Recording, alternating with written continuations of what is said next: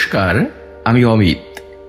মানুষের সঙ্গে ঘটে যাওয়া আরো কিছু অস্বাভাবিক ঘটনা নিয়ে হাজির অলৌকিক। আচ্ছা বন্ধুরা, তোমরা কেউ এমন কাজ করছো না তো যাতে নেগেটিভ এনার্জিরা আমন্ত্রণ পাচ্ছে?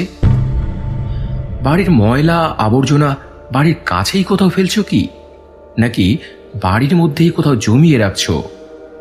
তাহলে সাবধান হয়ে যাও, নয়তো এনাদের সঙ্গে যেটা ঘটেছে তা কিন্তু তোমাদের সঙ্গেও হতে পারে। কি হয়েছে জানার জন্য পুরো ঘটনাটা শুনতে হবে, সেটা শেয়ার করেছে শিবনাথ। অসংখ্য ধন্যবাদ তোমাকে ঘটনাটি অলৌকিকে শেয়ার করার জন্য। এছাড়াও ধন্যবাদ জানাই জ্যোৎস্না ভট্টাচার্যকে থাম্বনেল দিয়ে অলৌকিককে সাহায্য করার জন্য। আর বন্ধুরা, তোমরা যদি এই ধরনের সত্যি অলৌকিক, দৈবিক ও ভৌতিক ঘটনা আরও শুনতে চাও, তাহলে লাইক, শেয়ার ও সাবস্ক্রাইব করে অলৌকিকের সাথে থেকো। প্রতি সপ্তাহের মঙ্গলবার ও শনিবার রাতে এই ধরনের ঘটনা এখানে কিন্তু আসতেই থাকে। এবারে তাহলে শুরু করি শিবনাথের পাঠানো আজকের ঘটনা। মানা না মানা নিজের কাছে, লোকের মাঝে লুকিয়ে আছে অলৌকিক।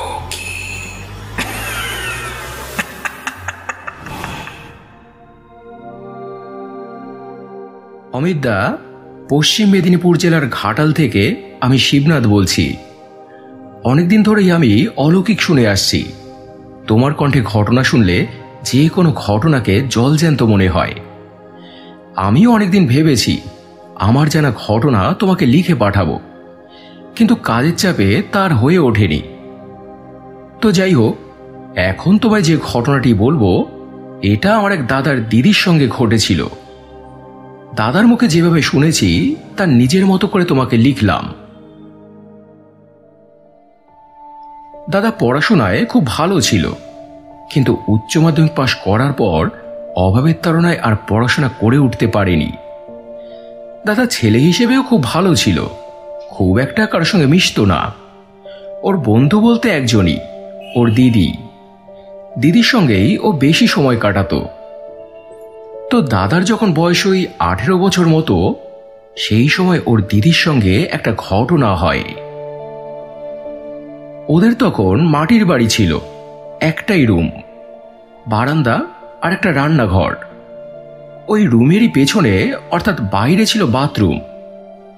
তার পেছনে ড্রেন, আর ড্রেনের সাইডে বহু প্রাচীন একটা আম গাছ, বিশাল আকার। অনেকে বলতো যে আম গাছটা নাকি ভালো নয়, কি নাকি আছে সেখানে। বাড়ির পেছনে ওই আম গাছের গোড়াতেই ওরা আবার বাড়ির ময়লা আবর্জনা ফেলতো। তো এমনই একদিন হয়েছিল কি, রাত ওই 1টা-1:30 নাগাদ মেয়েটা একদিন উঠে বাইরে গিয়েছিল। কারণ বাড়ির বাইরে ওই আম গাছের দিকেই ছিল ওদের টয়লেট। তো টয়লেট সেরে মেয়েটা আবার ফিরে আসে, এসে আবার নিজের মতো শুয়ে পড়ে। কিন্তু খানিকক্ষণ পর ওর মা দেখে মেয়েটা শুয়ে আছে ঠিকই, কিন্তু ঘুমোয়নি। নিজের মনে কি যেন বিড়বিড় করছে। মনে হচ্ছিল যেন বাইরের দিকে তাকিয়ে কার সঙ্গে কথা বলছে মেয়েটা। ওর মা তখন ওকে গায়ে ধাক্কা দিয়ে ডেকে বলে, কি রে, কার সঙ্গে কথা বলছিস? ঘুমোসনি এখনো? ঘুমো। এরকম পরপর প্রায় 2-3 দিন চলল। রাতে মেয়েটা ঘুমোয় না, আপন মনে কার সঙ্গে যেন কথা বলে, সারাটা রাত জেগে থাকে। তো এরপর একদিন আরো একটা ঘটনা ঘটল। সেদিন ওর মা ওর বাবাকে বাজার থেকে একটু মুরগির মাংস আনতে বলেছিল, কিন্তু সময়ের অভাবে ওর বাবা একটা গোটা মুরগি কিনে নিয়ে আসে। বাড়িতেই তারপর মুরগিটাকে কাটা হয়। তারপর তার যে নাড়ি ভুড়ি, পালক এসব ছিল, সেগুলো ওর মা ওকে বাইরে ফেলে আসতে বলল। দিদি এরকম ওর মায়ের সঙ্গে হাতে হাতে কাজ করত, সঙ্গে পড়াশোনাও করত। বাড়ির ময়লা আবর্জনা এসব নিয়ে গিয়ে ওই ফেলে আসতো। সেই দিনও হয়েছিল তাই। ওই রক্তমাখা পালক, নাড়ি ভুড়ি এসব নিয়ে গিয়ে ওই আম গাছের গোড়ায় ফেলে এলো। কিন্তু সেই দিন রাতেই একটা ভয়ঙ্কর ঘটনা ঘটে। মাঝরাত নাগাদ ওর মায়ের একবার ঘুম ভেঙে যায়। দেখেন যে মেয়ে তখন ওনার পাশে নেই। উনি তো খুব অবাক হয়ে গেলেন, এত রাতে মেয়েটা গেল কোথায়। ঘর, রান্নাঘর সব খুঁজলেন, কিন্তু কোথাও নেই মেয়েটা। উনি তো পড়লেন খুবই চিন্তায়। লোকজন ডাকলেন, সব ঘটনা তাদের খুলে বললেন। তারপর সবাই মেয়েটাকে খুঁজতে বের হলো। সারাটা গ্রাম প্রায় খুঁজে ফেলল, কিন্তু কোথাও মেয়েটা নেই। লোকেরা বলছিল, মনে হচ্ছে গ্রামে নেই, গ্রামের বাইরে কোথাও গেছে, না হলে তো এতক্ষণে পাওয়া যেত। এমন সময় এক জায়গায় মেয়েটাকে দেখা গেল, কিন্তু যে অবস্থায় ওকে দেখা গিয়েছিল দেখে তো সবারই চোখ কপালে উঠে গেল। একটা ছাতিম গাছের তলায় বসে মুরগির ওই নাড়ি ভুড়িগুলো দাঁত দিয়ে ছিঁড়ে ছিঁড়ে খাচ্ছে মেয়েটা। তখন ওর চোখ মুখের যা ভাবভঙ্গি, কেউ দেখে বলবে না যে এটা স্বাভাবিক। এমনিও এটা কি কোনো সুস্থ মানুষের কাজ? মাঝরাতে উঠে অন্ধকারের মধ্যে বসে কাঁচা কাঁচা মুরগির নাড়ি ভুড়ি কে চিবিয়ে খায়? তো ওই দেখে তো ওর মা তখন ওখানেই অজ্ঞান হয়ে যায়। সবাই তখন ওনার চোখে মুখে জলের ঝাপটা দিয়ে ওনার আবার জ্ঞান ফেরান। সবাই বুঝতে পারে যে ব্যাপারটা স্বাভাবিক নয়, হাওয়া বাতাস কিছু লেগেছে হয়তো। তাই এরপর ওকে ধরে পরিষ্কার করে স্নান করিয়ে সামনের একটা কালী মন্দিরে নিয়ে যাওয়া হয়। একদল মানুষ মিলেও তখন ওকে সামলাতে পারছিল না কেউ। তারপর সেখানে মায়ের পায়ের ফুল ও জল এনে ওর গায়ে ছিটিয়ে দিতেই তখনকার মতো ও আবার ঠিক হয়ে যায়। বেহুশ হয়ে মাটিতে লুটিয়ে পড়ে মেয়েটা। সবাই তখন এটাই ধারণা করেছিল যে হয়তো ভয় কেটে গেছে, সব আবার ঠিক হয়ে গেছে। তাই আবার ওকে এরপর বাড়িতে আনা হলো, বিছানায় শুইয়ে দেওয়া হলো। সারাটা দিন পড়ে পড়ে ঘুমালো মেয়েটা, ওঠেও নি, কিছু খায়ও নি। একেবারে রাতে ঘুম থেকে উঠল, খাওয়া দাওয়া করলো, করে আবার ঘুমিয়ে পড়ল। এরকম প্রায় দিন দুয়েক আর কোনো উপসর্গ নেই, সারাটা দিন পড়ে পড়ে ঘুমোয়। তারপর দিন রাতে আবার একটা ঘটনা হয়, সেটা ছিল আরো বেশি ভয়ানক। ওই রকমই ঘুমিয়ে থাকতে থাকতে কখন যেন রাতের বেলায় আবার উঠে বাড়ি থেকে বেরিয়ে যায় মেয়েটা। বাড়ির সবাই তখনও ঘুমোচ্ছে, তাই কেউ কিছু টের পায়নি। রাত ওই 1টার দিকে ওর মা হঠাৎ খেয়াল করলো যে মেয়েটা তখন পাশে নেই। সঙ্গে সঙ্গে উনি তখন উঠে পড়েন, ওর বাবাকে এবং ভাইকে ডেকে তোলেন। তারাও তো আশ্চর্য হয়ে যায়, আজ আবার হঠাৎ করে এত রাতে মেয়েটা গেল কোথায়। আবারও ওনারা মেয়েটাকে এদিক ওদিক খুঁজতে লাগলেন, কিন্তু কোথাও ওকে পাওয়া যাচ্ছিল না। শেষ অবধি দেখা যায় বাড়ির পেছনে ওই আম গাছের একটা মোটা ডালের ওপরে বসে পা দোলাচ্ছে মেয়েটা। সেও এদেরকে দেখতে পেয়েছে, হাসছে আর বলছে, আমি এখানে, তোর মেয়ে এখন আমার কবজায়, আমি ওকে নিয়ে যাব, তোরা কেউ কিচ্ছু করতে পারবি না।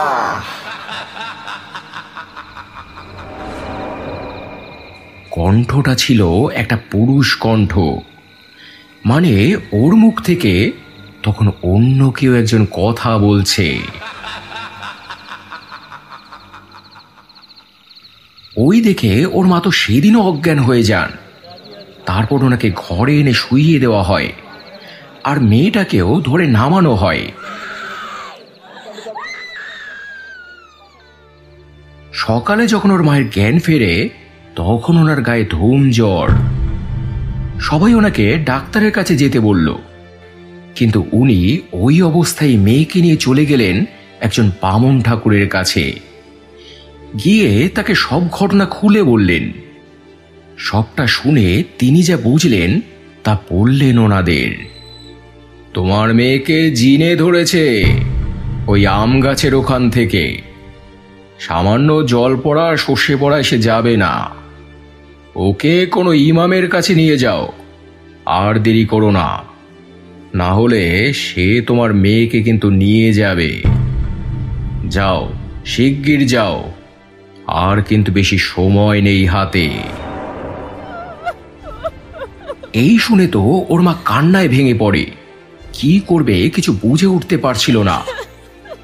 তারই মধ্যে নানানজন নানান রকম কথা বলছে, ভয় দেখাচ্ছে, জিন এরকম হয় ওরকম হয়, আমাদের একজন আত্মীয়কে একবার ধরেছিল, তারপর এই সেই কত কথা।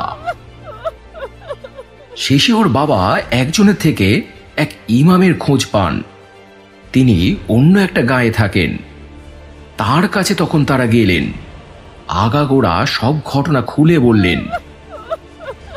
কিন্তু সেই ইমামও কোনো আশ্বাস দিলেন না। বললেন যে অনেক দেরি করে ফেলেছে নাচতে, পরিস্থিতি হাতের বাইরে। তাও আমি দেখছি কিছু করতে পারি কিনা। আজ বাদে কাল অমাবস্যা, সেই জোতে আমি কাজ করব। পারলে খানিকটা সিঁদুর আর কিছু কাঠ জোগাড় করে রাখবেন। এখন যান, মেয়েকে একটু চোখে চোখে রাখুন। কিন্তু সেই দিন রাতে সেই যে মেয়েটা গায়েব হয়েছিল, তারপর ওর আর কোনো হদিশ পাওয়া যায়নি। পুরো এলাকা চষে ফেলা হয়েছিল, কিন্তু কোথাও নেই। বাড়ির লোকেরা তো দুশ্চিন্তায় দুশ্চিন্তায় ভেঙে পড়ল।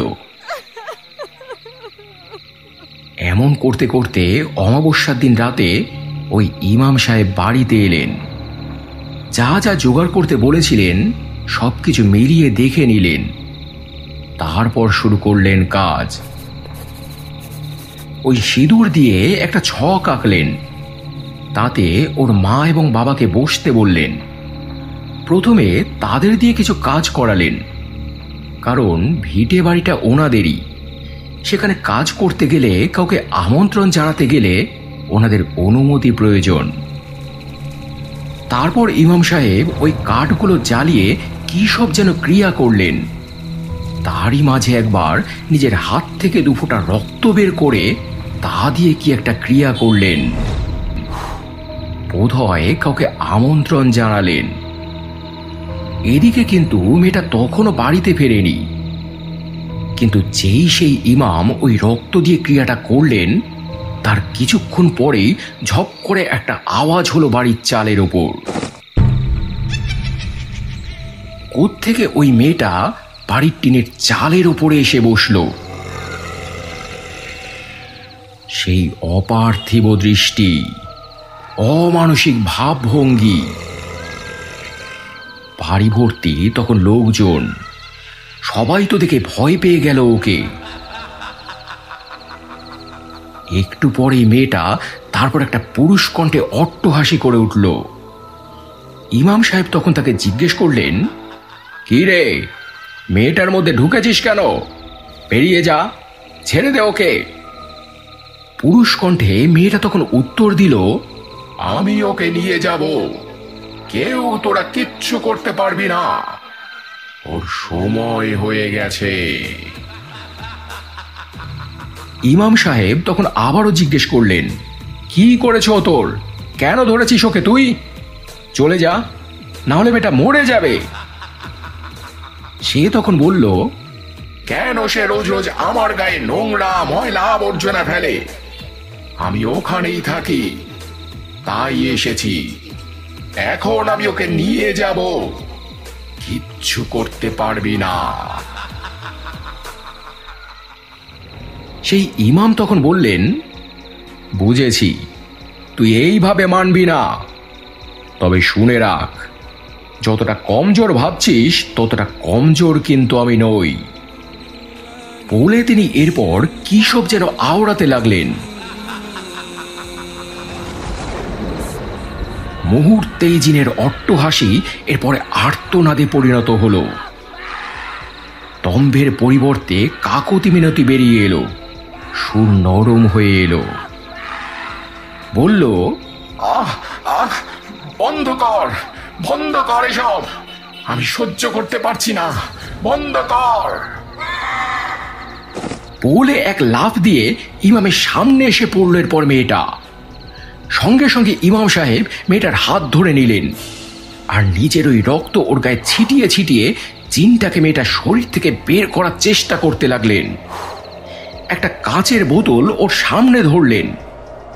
আস্তে আস্তে বোতলটা এরপর ধোঁয়ায় ভরে যেতে লাগলো। তারপর ইমাম সাহেব বোতলের মুখটা ছিপি দিয়ে বন্ধ করে দিলেন আর মেয়েটা সঙ্গে সঙ্গে অজ্ঞান হয়ে লুটিয়ে পড়ল মাটিতে। ওই বোতলের মধ্যে থেকে এরপর বোধহয় জিন ইমাম সাহেবকে কিছু বলেছিলেন। সাধারণ মানুষ শুনতে না পেলেও তিনি তো সবই বুঝতে পারেন। বোধহয় জিন তাকে কোনো হুমকি দিয়েছিল। তাই ইমাম সাহেব তার জবাবে উত্তর দিয়েছিলেন, সে গুড়ে বালি, কোনোদিনও এখান থেকে আর তুই বেরোতে পারবি না। এটাকে এমন জায়গায় পুঁতে দেব কেউ কখনো জানতে পারবে না তোর হদিশ। তারপরে ইমাম সাহেব ওই বোতলটাকে নিয়ে কবরস্থানের মধ্যে চলে যান। কাউকে তখন সেই কবরস্থানের মধ্যে উনি ঢুকতে দেননি। তারপর ওই কবরস্থানের কোনো একটা জায়গার মাটি খুঁড়ে বোতলটাকে উনি পুঁতে দিয়েছিলেন। কোথায় পুঁতেছিলেন তা কেউ জানে না। শুধু ওর মা বাবাকে বলে গিয়েছিলেন যে কবরস্থানের অমুক জায়গার মাটি কেউ যেন কখনো না খোঁড়ে, এইটা একটু খেয়াল রাখবেন। যদি আবার কখনো বেরোতে পারে ও কিন্তু প্রতিশোধ নেবে, সবকিছু ছাড়খাড় করে দেবে, শেষ করে দেবে। আমার আর তখন কিছু করার থাকবে না। তারপর ওই মেয়েটির হাতে উনি একটি তাবিজ বেঁধে দেন আর বলেন, বাড়ির নোংরা ময়লা আবর্জনা লোকালয় থেকে সবসময় দূরে ফেলতে হয়। রোগ ব্যাধির ভয় যেমন থাকে তেমন এর গন্ধে অনেক কিছু আসে। এখানে আর এসব কিছু কিন্তু ফেলবেন না, আর যদি সম্ভব হয় বাড়িটা পরিবর্তন করে নেবেন, সেটাই আপনাদের জন্য ভালো হবে। এরপরে ইমাম সাহেব চলে যান আর ওনারাও আস্তে ধীরে বাড়িটা অন্য একজনের কাছে বিক্রি করে অন্যত্র চলে যান। এই হলো ঘটনা দাদা, পড়ে শোনালে অনেক খুশি হব। ইতি শিবনাথ।